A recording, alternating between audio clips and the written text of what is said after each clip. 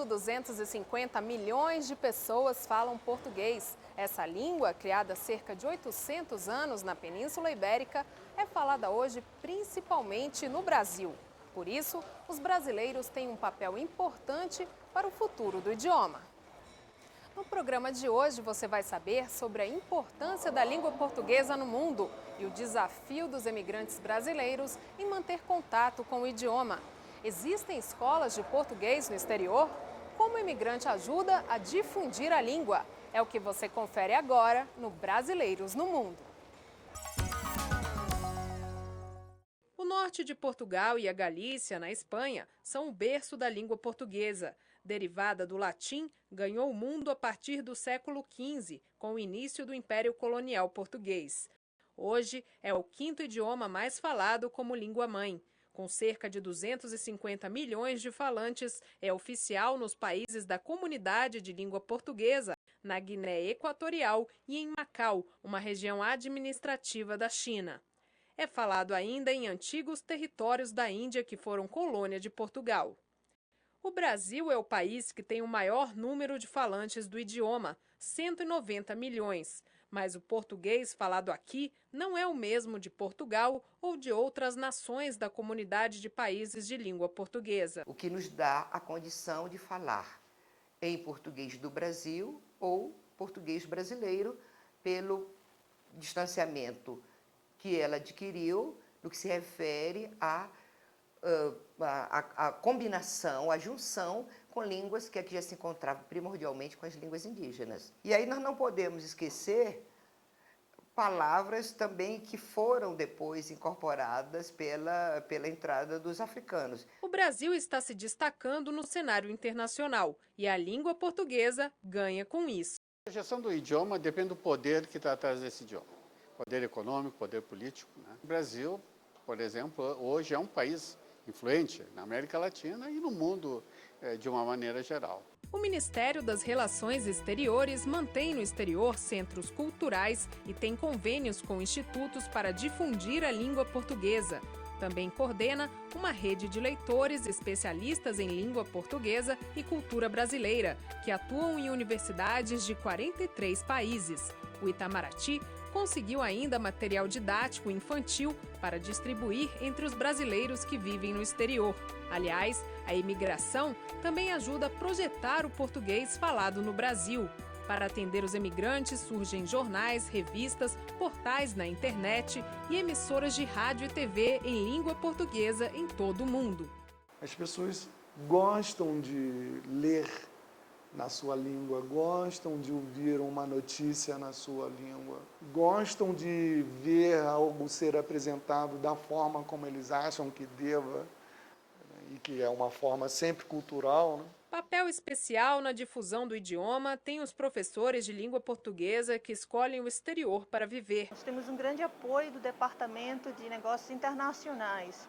Eles querem que os seus alunos sejam fluentes, porque veem o Brasil como um grande mercado no futuro. Outros disseminadores da língua portuguesa mundo afora são os artistas brasileiros. A cantora mineira Consuelo de Paula já fez apresentações na Argentina, em Portugal, no Japão e na Espanha. Ela se recorda de uma vez que cantou na capital espanhola. Eles ficavam, não, por favor, canta de novo em português, canta de novo em português. E eles ficavam assim, de ficar ouvindo a pronúncia da gente, né, encantados de ver a maneira que a gente fala. E diziam que acontece muito com o brasileiro isso, que a gente tem uma forma muito doce de pronunciar o português, né?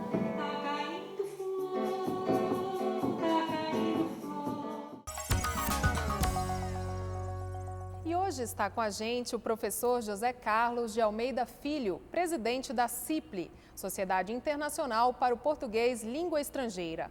Professor, 250 milhões de pessoas falam português hoje no mundo. É um número expressivo? Esse é um número muito expressivo. 250 milhões de falantes de português, com a marca dessa língua e dessas culturas de língua portuguesa, formam um grupo muito expressivo e que nos dá esperança de que, no futuro, a gente possa aproveitar desse capital simbólico, cultural e científico também, para trazer benefícios para toda essa população que fala e usufrui dessa cultura. Professor, a Sociedade Internacional para o Português Língua Estrangeira trabalha para estimular o estudo e a pesquisa do português como língua estrangeira ou segunda língua. Por que é importante levar o português para além das fronteiras? A admiração pela nossa cultura, o interesse pela nossa ciência, a fantasia com a nossa cultura artística, né, a música popular brasileira, a telenovela brasileira, esses aspectos despertam o desejo de aprendizagem dessa língua em outros países. Então, o crescimento de um país naturalmente gera esse desejo da cultura, né, e da língua. E é isso que nós precisamos aproveitar estrategicamente para intensificar, alavancar as possibilidades que o Brasil tem de um protagonismo maior no mundo. O turismo, por exemplo, ele também desperta esse interesse? É importante que um país não seja desejado apenas por sua geografia, né, por seus atributos físicos, geográficos, mesmo históricos.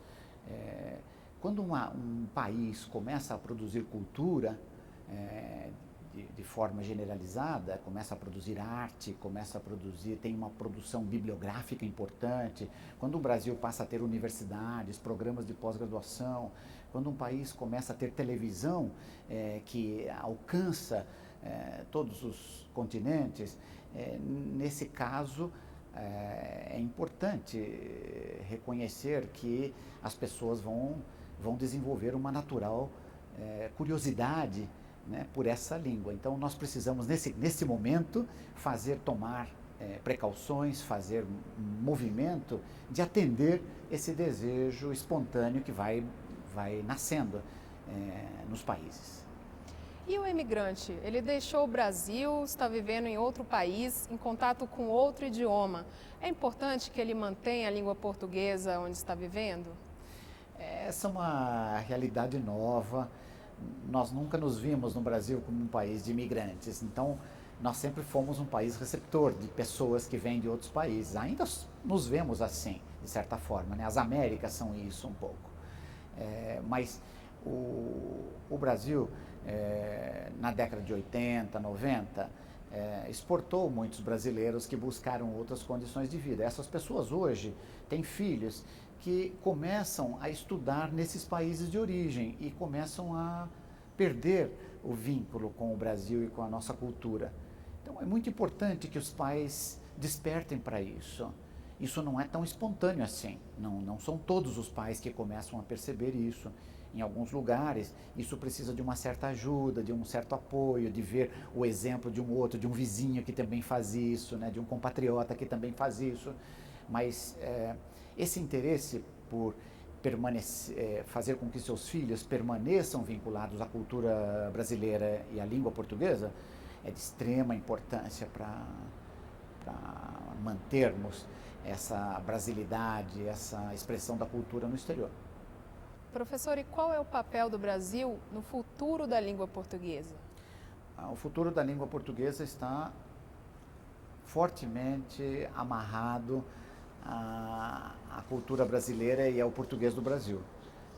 Nós somos, de longe, o país mais populoso, né? Nós temos perto de 200 milhões de falantes e os outros 7 países, né, de língua portuguesa juntos, incluindo Portugal, provavelmente atinjam 50 milhões de pessoas em pouco tempo.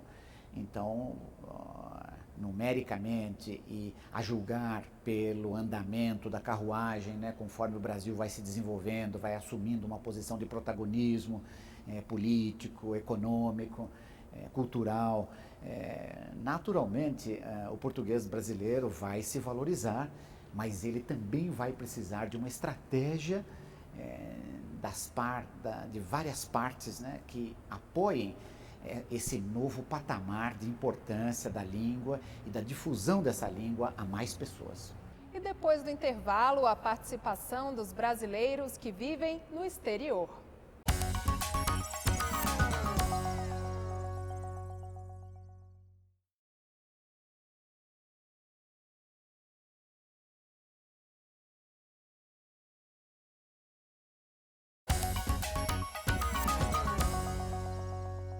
Você está assistindo ao Brasileiros no Mundo, um programa da TV Brasil Internacional. Com a gente, o professor José Carlos de Almeida Filho, presidente da CIPLES, Sociedade Internacional para o Português Língua Estrangeira. Agora vamos à participação de imigrantes brasileiros. A primeira vem da África do Sul. Meu nome é Luiz Ricardo Pereira. Vai fazer 16 anos que estou na África do Sul. A facilidade de falar português é muito pouco. Quando eu falo com meus pais, com meus parentes aí no Brasil, no telefone, de vez em quando eu fico perdido, não sei a palavra certa para usar. Não que eu tenha esquecido completamente, mas o uso diário do português não existe. E é comum quem vive lá fora há muito tempo confundir uma palavra, não saber se está falando português ou o idioma do país onde está vivendo? Sim. Eu já me encontrei com pessoas, por exemplo, que estão há muitos anos morando num país de língua espanhola e elas me perguntam, professor, a gente pode falar postre em português, não é? Para sobremesa. Eu digo, não, isso não se pode. A pessoa começa a perder a referência do que é, né? Ela às vezes tem palavras próximas em espanhol e português, como cota e prestação. E ela passa a esquecer prestação, que como o espanhol tem mais cota, ela começa a trocar uma pela outra, já que as duas palavras circulam nas duas línguas, né? Mas com frequências e com distribuição diferente de sentidos. Há 2 anos nós conseguimos, por iniciativa de pais brasileiros, que a língua portuguesa seja incluída como matéria opcional para alunos, né, da escola elementar e do curso médio. E isso é uma grande vitória para que a língua continue sendo exercitada e que as nossas crianças tenham contato com a língua e principalmente contato com as raízes brasileiras, que é o mais importante da língua. Professor, por que é uma grande vitória essa inclusão da língua portuguesa como língua opcional em Graz, na Áustria? As escolas estrangeiras, elas não dão a língua portuguesa como língua opcional? Não existem escolas brasileiras no exterior? Nós não temos uma tradição de participar em programas de educação bilíngue, como, por exemplo, o espanhol nos Estados Unidos ou em outros países da Europa, etc. Então, no caso do Brasil, é uma vitória realmente, porque nós às vezes não temos a consciência de que nós temos um grupo grande de brasileiros morando nessas regiões e que nós poderíamos participar da escolarização, com grande vantagem para os nossos filhos, filhos dos nossos conterrâneos brasileiros. Mas é importante que as pessoas se unam e reivindiquem essa possibilidade de que as nossas crianças tenham um programa nas escolas. Porque quando elas não têm um programa nas escolas, elas têm que participar de programas de revitalização do português, da cultura brasileira, em grupos que são formados de maneira independente, como esses de que eu participo nos Estados Unidos, na região de Washington, nos Estados Unidos. Eu participo de um grupo que se chama Abrace, um grupo que se chama Associação Brasileira de Cultura e Educação. Ele funciona como um catalisador de famílias brasileiras ou de famílias onde um dos membros, um dos cônjuges, o pai ou a mãe, é brasileiro, e eles querem manter a cultura brasileira e a língua portuguesa. Então eles se reúnem, é particular, é privado, né? E eles produzem esse serviço de atenção, de educação em língua portuguesa num dado momento, né? Eles chegam a ter 11 classes, por exemplo, de crianças brasileiras estudando no mesmo momento. Há outros também, o grupo Mães Brasileiras da Virgínia, nos Estados Unidos. Então a sociedade tenta resolver da sua forma, né? As sociedades tentam um caminho particular, como se fosse, né? Mas é um caminho particular até certo ponto, porque logo que elas se instalam, elas começam a depender de apoios, porque quem vai ajudar os professores? Que currículo vai ser esse? Qual vai ser a metodologia de trabalho a ser utilizada, vivenciada nas escolas? Quais são os materiais didáticos? Quem vai fazer a formação desses professores? Quem vai apoiar financeiramente esses grupos para que eles se mantenham fortes e crescentes? Então, são várias coisas, são várias dimensões dessa iniciativa que precisarão ser apoiadas. pelas nossas embaixadas, pelas universidades, por grupos comerciais, por empresas, né? Eventualmente nós vamos ter que dar um encaminhamento para esses grupos de maneira que eles aproveitem o que já circula no meio mais organizado das escolas. E os institutos culturais e os centros culturais do Itamaraty, eles ajudam nesse papel de manter a língua portuguesa? Assim, os centros culturais brasileiros e os institutos, que são centros binacionais particulares, né? Eles não têm uma tradição de apoiar esses grupos, até porque esses grupos são mais recentes, nos últimos 2, 3 anos, que eles têm aparecido com mais vigor. Os centros não têm tido essa atuação, não. Mas poderiam ter uma atuação se devidamente instruídos e capacitados para poder fazer esse apoio aos grupos emergentes de brasileiros nesses lugares, né? Eu estou falando em lugares onde grupos de brasileiros já estão instalados e mais ou menos consolidados. Mas nós temos, por exemplo, situações de fronteiras com situações mais voláteis, onde a gente ainda não conseguiu entender o que é preciso fazer para apoiar essas situações, né? Fronteiras brasileiras, por exemplo, com as Guianas, o Paraguai, onde às vezes há até um pouco de tensão misturada a tudo isso que nós queremos fazer de apoio aos programas, há ainda às vezes uma tensão política, uma recusa de aceitar esses grupos em alguns lugares, ou porque são de certos tipos. Então, são situações complexas que estão emergindo agora e nós vamos ter que lidar com elas no futuro próximo. E a última participação vem da Holanda. Meu nome é Márcia Curvo, sou de Goiânia e moro na Holanda há 10 anos. Eu acho que deveria ter assim, um pouco mais de incentivo, sabe, do governo, talvez publicação de cartilhas para crianças no exterior aprenderem a escrever e ter contato com a língua, assim, produção talvez de áudio, né, de musiquinha ou de vídeo, programa infantil, livros para adulto, romances, Paulo Coelho, essas coisas, ficção, a gente acha nas bibliotecas em português, mas livros para criança não. Você está buscando justamente uma situação em que nós precisamos de uma cartilha, de um livro de apoio para fazer a formação dessas crianças ou desses jovens que estão em situação de reabilitação de língua. Nós não temos material específico para essas pessoas. Então, não seria altamente custoso nem difícil nós montarmos uma pequena equipe que pudesse já ir adiantando algumas soluções, né, no formato de apostilas ou de livros pequenos, finos, né, que não causassem ainda um grande impacto de produção, que já poderiam ser pilotados nas escolas em que esses grupos de crianças e jovens começam a ter aulas de português, de língua portuguesa e de cultura brasileira. Professor José Carlos de Almeida Filho, muito obrigada.